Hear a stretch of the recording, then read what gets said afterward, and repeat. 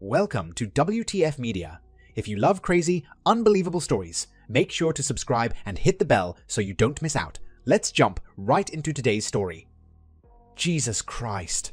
Could anything else go wrong?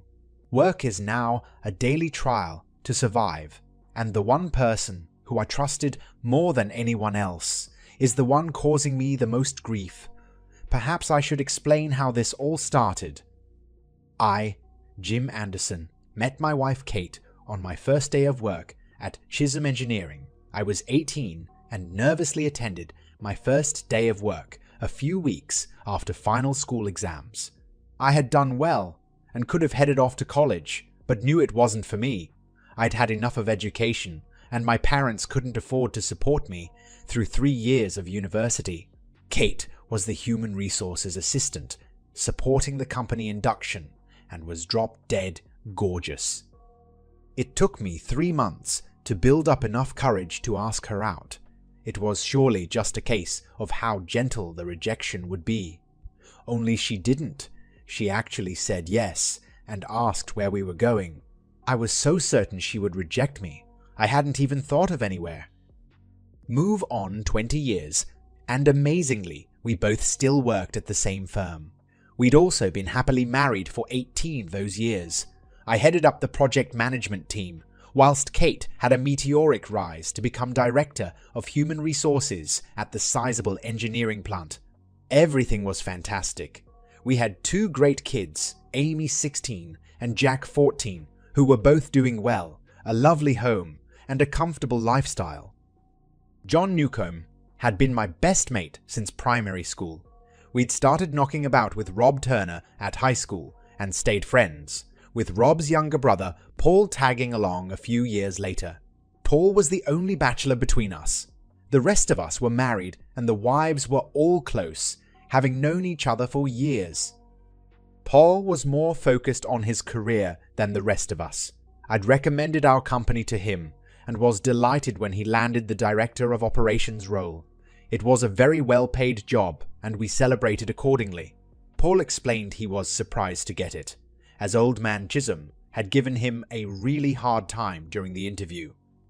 6 months later, the 4 of us were having a few pints on a Friday night. When I mentioned Kate being a bit off and distracted recently, I raised it as I thought the other wives might have mentioned something to my friends, especially if it was anything medical. Nothing had been said. The guys were all concerned and agreed that it was highly unusual for Kate. I admitted that the thought of an affair had crossed my mind. The guys didn't believe that could be true, but asked what was making me think that. I had trouble explaining it other than something that just felt off.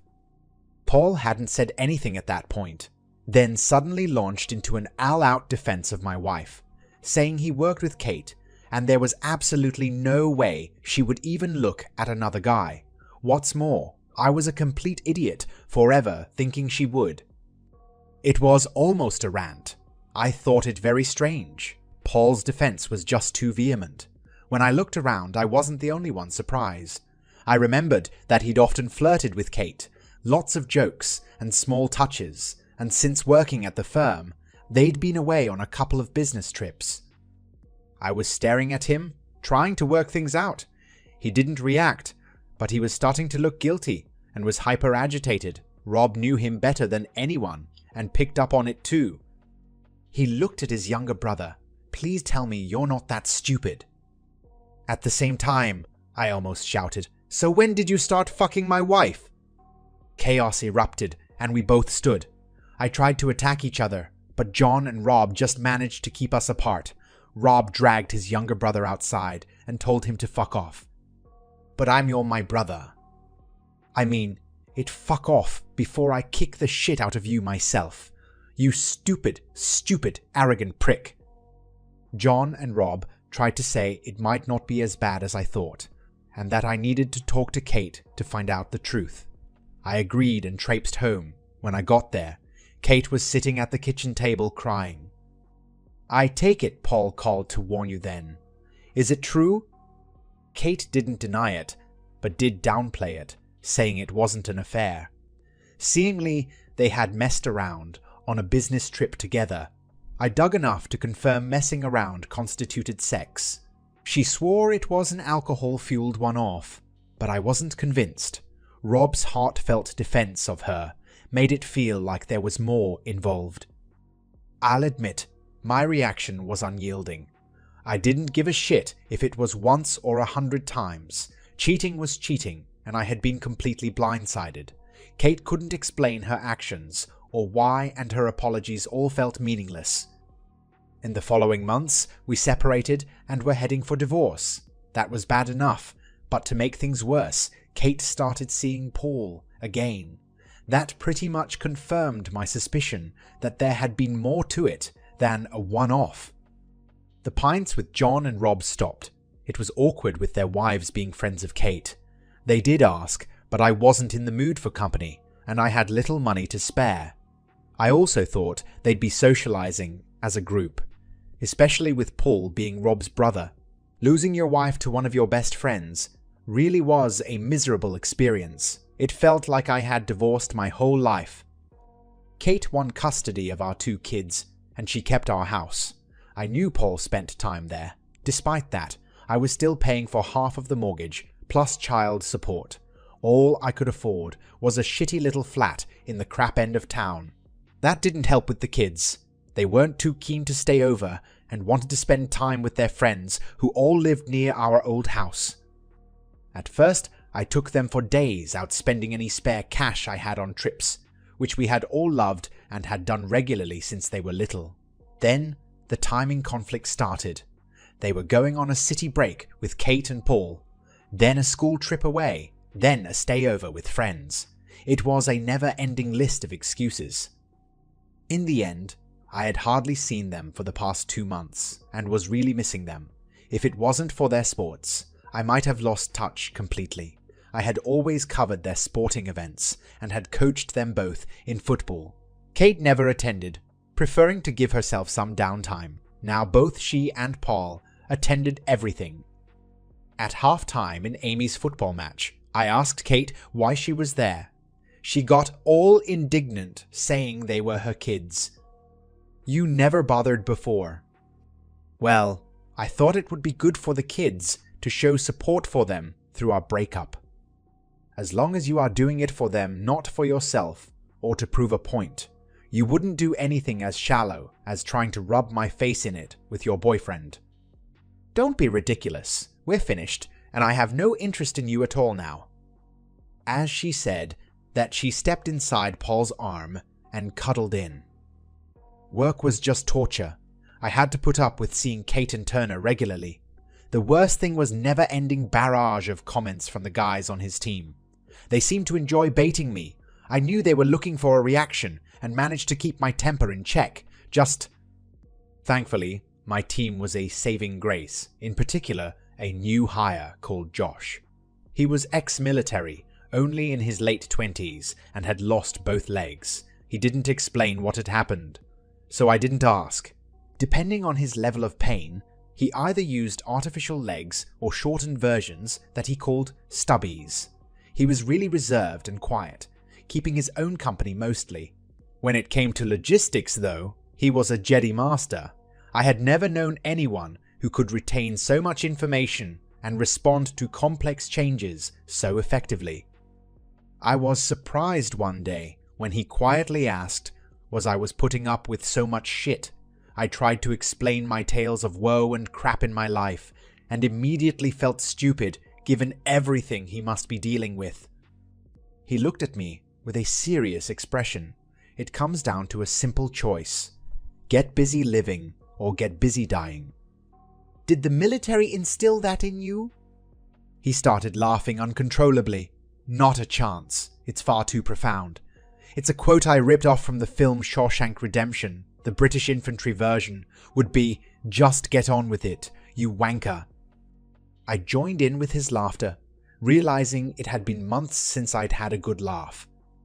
I finally saw a bit of light at the end of the tunnel when Marie, an accountant for the firm, asked me out. I hadn't even thought about dating, and she took me by surprise. I had known her for years and knew she was divorced. She was a lovely person. We dated a few times before Kate got wind of it.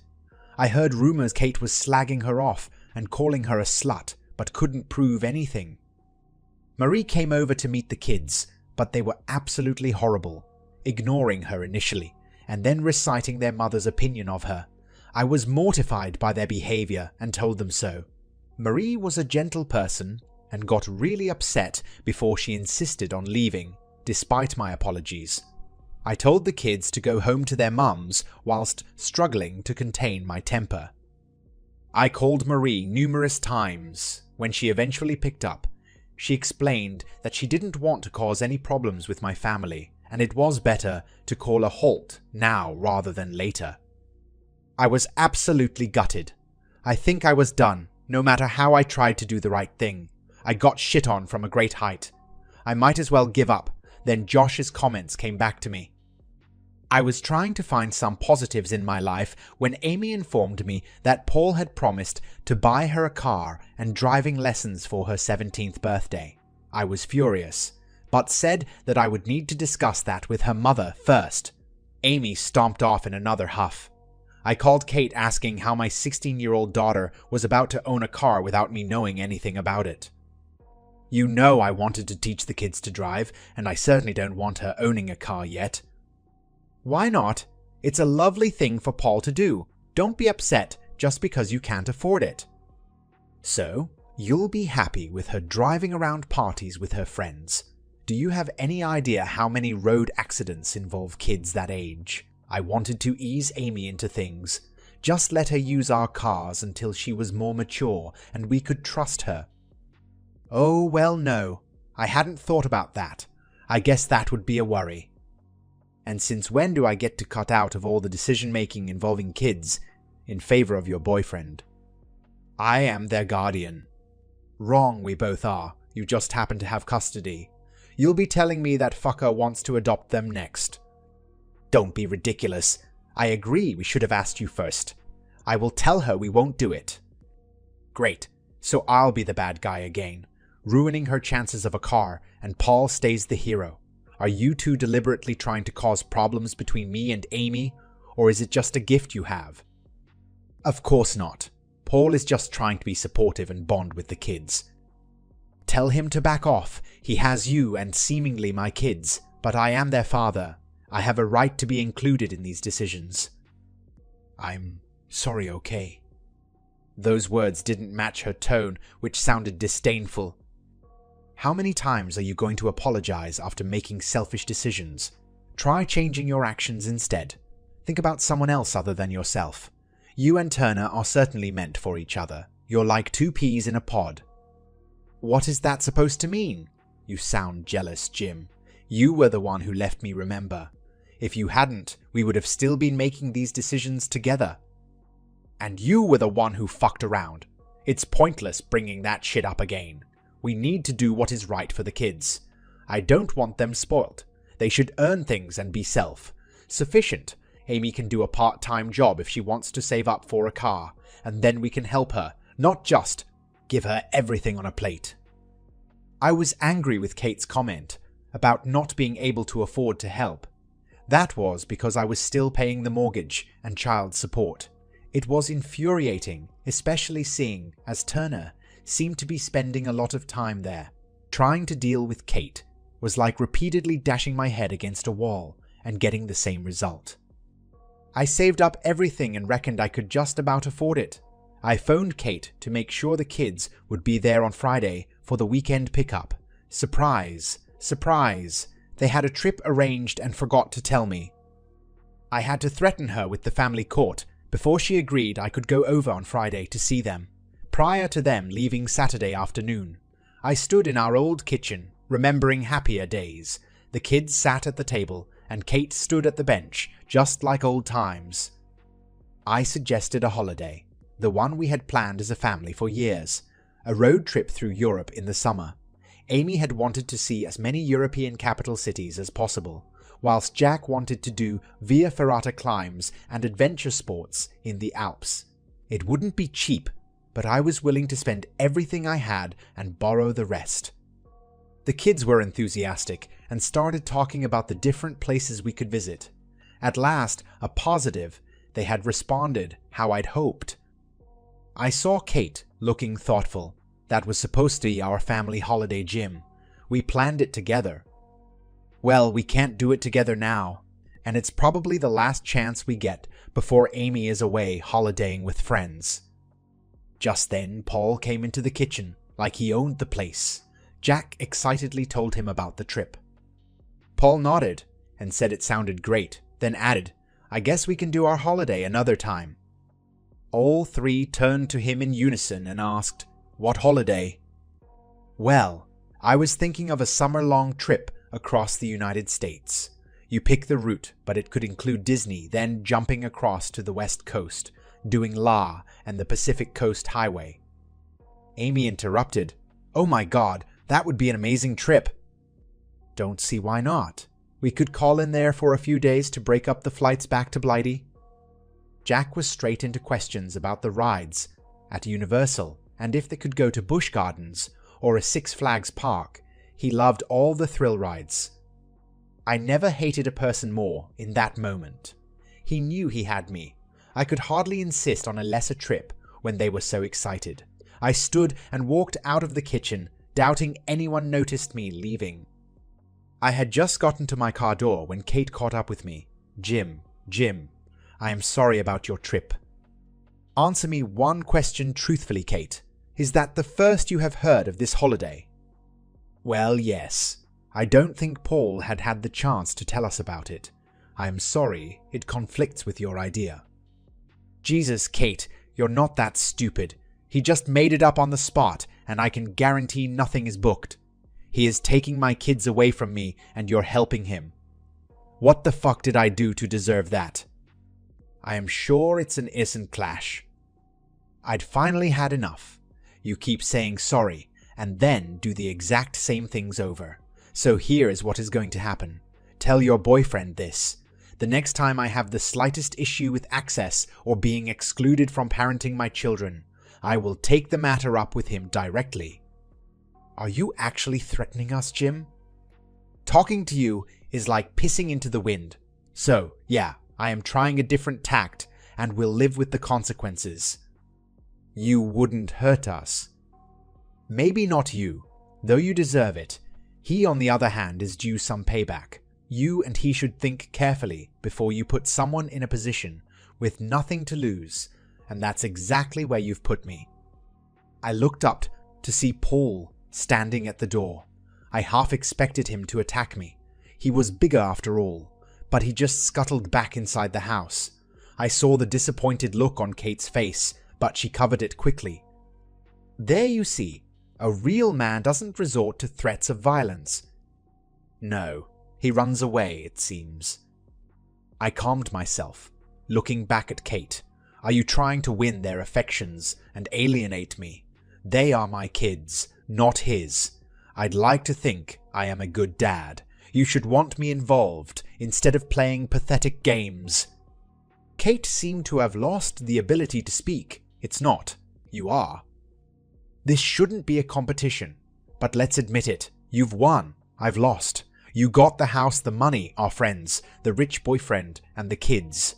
Your winning doesn't mean I have to lose every time, Kate.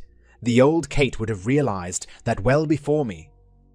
She just stood there, open-mouthed, not saying a word. "For God's sake, I give up. I want to talk to the kids again, tomorrow without the fuckwit in attendance." I jumped into my car and sped off, leaving Kate standing there looking like a goldfish. I made sure Turner wasn't there before I went in. The kids slumped down on the couch in our old living room, looking as if it was a great effort on their behalf, whilst Kate stood at the doorway. "Don't worry, I won't take up much of your time." No verbal response, but Jack managed to look up at me. "I know the breakup is hard for you both, and I wanted to remind you how much I love you." Kate looked surprised that I had included her. "But I don't. What is happening with you guys?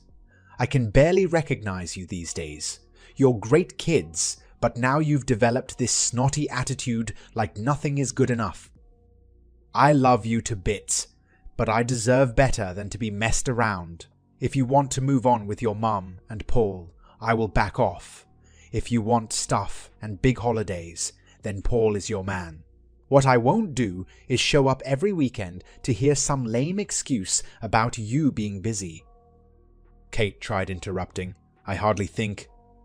"Yeah, well, I've heard enough of what you think, and I am talking to my kids, potentially for one of the last times.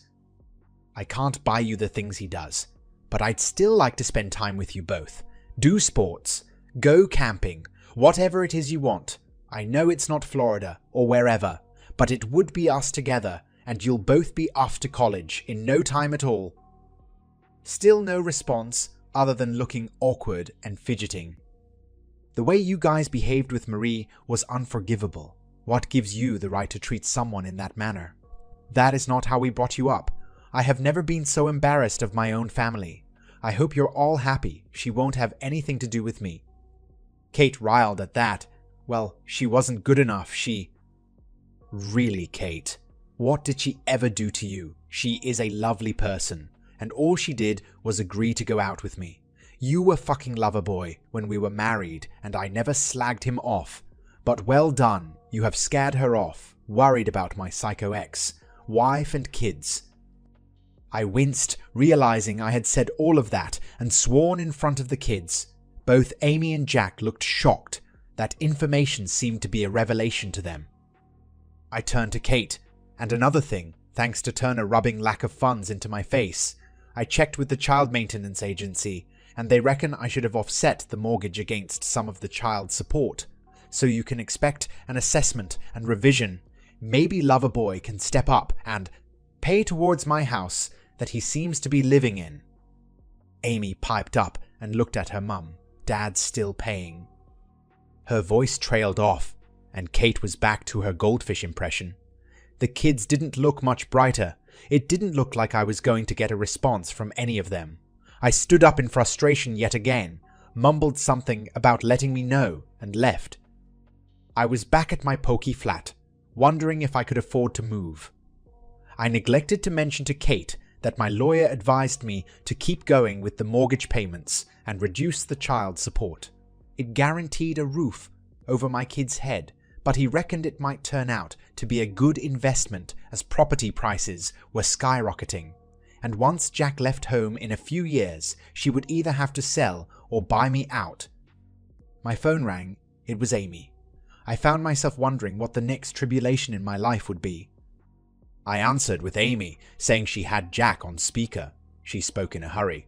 "We've worked out. We owe you 6 weekends and 4 weeks vacation, and wondered if you would still want to do that tour through Europe this summer." Her words poured out in a nervous jumble. "You remember those places?" "Of course, we talked about it for years, and it should be a lot warmer than Scotland." "And Dad, well, we're sorry about how we acted. Mum never mentioned that it was her who cheated.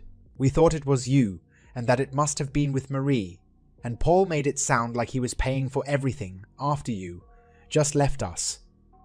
I don't care, as long as I can get my kids back again." Jack joined in. "You're wrong about Paul. We don't really like him. He's a prick." I tried not to laugh. Honestly, I did. That's not the impression you gave Jack. We thought that if you weren't seeing us, well, that you might come back." "That is never going to happen, Jack. Things are over with me and your mum. She's moved on, but I want to be there for you both." Amy picked up for Jack. "The thing is, Dad, we think Mum feels the same way. He isn't really here that much, but turns up if you are due to pick us up. They argue a lot and it's often about you. I find that hard to believe. Your mum's been nothing but a bye. Well, she's been difficult to deal with since we split. I'd go as far as to say she hates me." "I don't think so, Dad. I think she knows she made a mistake." I was sitting in Kate's human resources office at work. My nose was bust, and I was trying not to bleed all over what looked like an expensive carpet. Kate was furious when she saw me. "Jesus, Jim, fighting at work. It's gross misconduct. I will have to dismiss you." "What's the matter? Worried about losing out on the child support?" It's pathetic.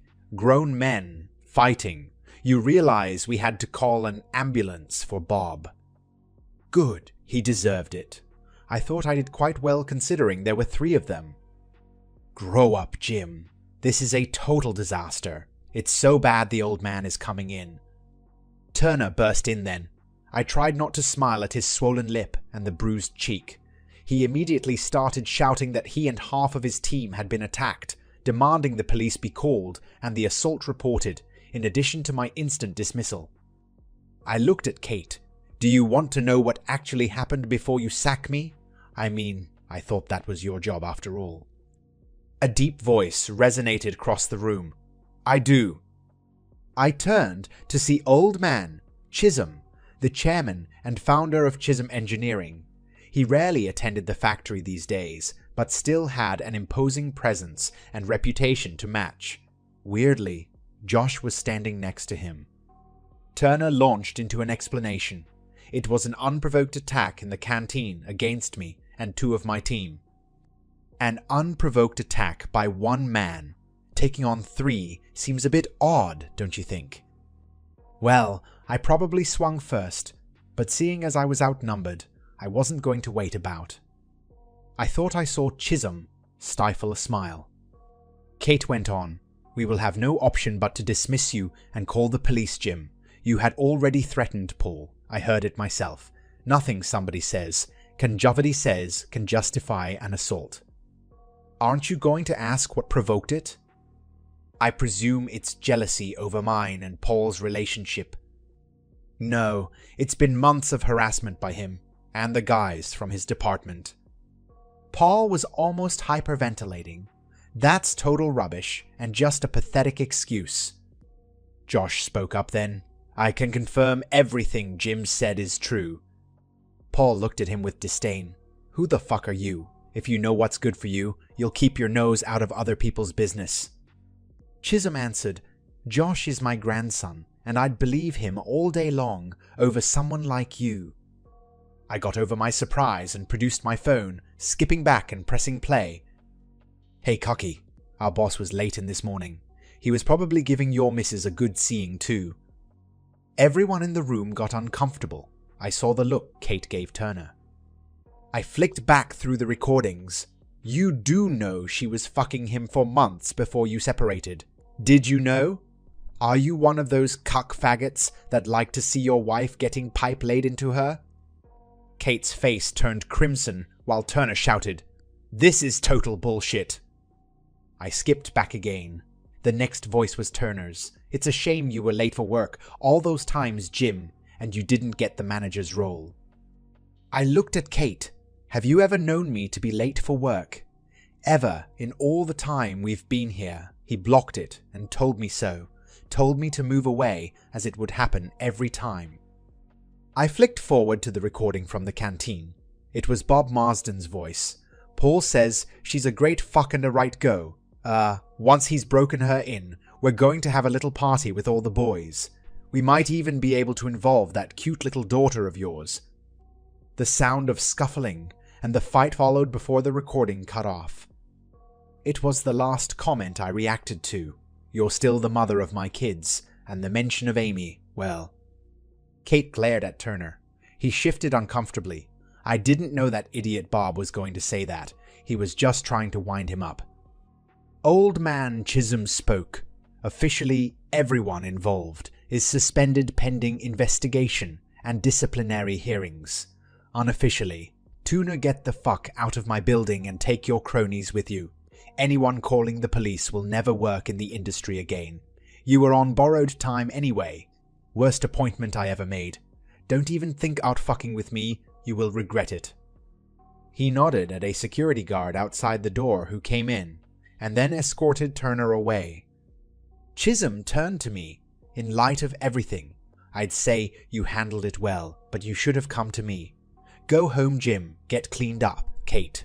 We need to talk. I can't believe this type of behavior has gone unnoticed, even ignoring your role in things. As HR director, you should have been aware of. What was happening? Tears were rolling down Kate's cheeks. You do know it's not true, Jim. It wasn't months. It wasn't months. It was once, and I regretted it as soon as it happened. I walked out with Josh and thanked him for both the backup and the advice and offered to buy him a pint or many. I'd love to, but I have to travel for a regiment thing on Sunday. I usually just take myself off into the hills for some peace, but they have roped me in for something official. No trouble. Next time though. And what's that about the old man being your granddad? I didn't like to broadcast it or take advantage. I was going to mention your troubles to him, but I figured you needed to find your own solution, and then I'd help. After all, he today that sheds his blood with me shall be my brother. I started laughing. Now I know that one is an old army quote, if you count Shakespeare and Henry V. Josh chuckled. That's the one, Band of Brothers. They used it in officer training. Kate came to my flat that night. I let her in begrudgingly, asking what had happened with Chisholm. He confirmed Paul and the two involved in the fight are to be dismissed. Others in the team admitted to your harassment and stated Paul put them up to it. I was reprimanded and put on a final written warning. Are they going to the police about the fight? No. The guys admitted the harassment and want to keep it quiet. They're claiming it was just a disagreement that got out of hand. Did you speak to Turner? Ask him why. He wanted rid of you because he thought I was still in love with you. He said the conversations were to make you snap and get you finished from work, but that you never took the bait, you just ignored them. Is he crazy? You don't cheat on someone, lie to them, and treat them like shit if you love them. You've treated me like crap for months. I would go as far as to say you even enjoy causing me pain. Kate started crying hysterically. None of this was supposed to happen. It was a mistake, then you weren't supposed to find out, and you weren't supposed to leave me. Everything possible went wrong. I thought if you missed the kids and your life was rubbish, you might give me another chance, but it didn't happen. Paul was more about trying to make you jealous than anything else. I don't have any real feelings for him. So you were a bitch because you wanted me back, seriously. Take responsibility for your actions, Kate. You caused it all. I have no idea who you are. The woman I married would never have done those things. She was kind and caring. Where did she go? I fucked everything up when I realized you weren't coming back, and with the divorce. I thought I had to see it through. The kids, our friends, and my family wouldn't believe what I had done. John and Rob refused to be in the same room as us. I haven't seen their wives or families in months. I had. To prove I could make it work with him. Otherwise, I had thrown everything away for nothing. I had to prove I made the right decision, and that he was the better man. My life with Paul had to be perfect, and the more I diminished you, the better my decisions would appear. I tried to make it seem like a love affair, but it was never that. He was arrogant and selfish, but there was no going back by then. What a fucking mess. And you got the kids mixed up in all that shit. I am so sorry. I needed to try and put things right, but had no idea how. I didn't realize how badly it affected your relationship with them. Great. Yet another apology. I've heard what you said. I will change my actions, so I don't need to keep apologizing. At least it's over with him. He is gone now, and I need you. And so do the kids. They are really angry with me, I thought. Well, I thought maybe we could try again. I've never stopped loving you. I couldn't believe it. I was so certain she hated me. It gave me pause for thought, but not a long pause. There is no way back, Kate. Not for me. The bond and trust we had are gone. I am not trying to hurt you, just trying my best to cope and get my life back on track. I met John and Rob for a pint on Sunday morning. They blasted me for not responding to all of their calls and texts. I tried to explain why. The wives were close and Paul was Rob's brother after all. Rob laughed. He's no brother of mine. I haven't spoken to the prick since that night in the pub. Just as well too. Otherwise, I would knock his block off.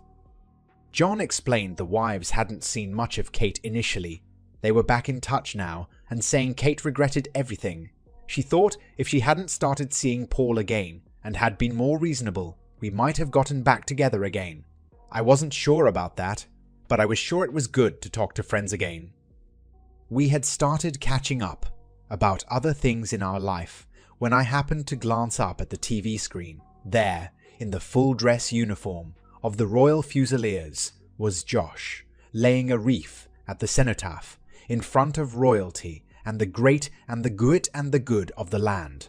He had an array of medals on this chest. I turned up the sound to hear the commentary explaining how Josh had won the Victoria Cross rescuing fellow Fusiliers under heavy fire and repeatedly going back before being blown unconscious by a rocket-propelled grenade.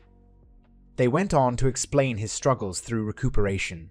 I was staggered. I had no idea what Josh and others had to cope with, and my plight paled in comparison. Actually, contrary to stories, once Kate stopped being a bitch, life was pretty good. I saw the kids more than scheduled, plus all the sports and events. It was informal shared custody. They stayed whenever they felt like it, and always seemed happy to see me. The child maintenance service reduced what I was paying, offsetting the mortgage as they suggested. I got a promotion at work and a huge bonus payment. Chisholm said he wanted to avoid any harassment claim or a constructive dismissal case. I got back into some old hobbies and planned to travel more. I was flabbergasted when Marie turned up at my new terraced cottage. We hadn't spoken for months, and I didn't think she knew where I lived. I invited her in, somewhat uncertainly. "I am here at Amy and Jack's request, Jim." They apologized and explained everything. "Amy mentioned you weren't dating anyone." "How did they even know how to contact you?" "I suspect Kate gave them my number," I called her, and she confirmed what the kids said and that she accepted you. Both needed to move on. Things were getting surreal. "It seems both your kids and ex-wife think you're the best thing since sliced bread, and that I would be an idiot not to go out with you." "I mean sliced bread. Seems a bit much, don't you think? Maybe the best thing since the steam engine, though." "Sorry it's an engineering thing. I'd have to go for the calculator or computers. I am an accountant after all. Either way, I'd like to find out for myself, Jim." "Yeah, I'd like that as well, Marie. Very much." We started dating again and our relationship grew. It was friendship and company initially, and then passion and intimacy. All of the things money can't buy. Who knows where we will end up? All I can say is it's going well so far. Did I just get lucky? Maybe. But I'd like to think I stopped behaving like a victim, and to some extent, at least you make your own luck. I stopped accepting the crap other people were giving me and learned to stand up for myself again, and so far the results are great. I am never taking that for granted though. Life has a funny habit of tripping you up when you least expect it. That's the end of this story. If you found it engaging, please give it a thumbs up and don't forget to subscribe for more content like this.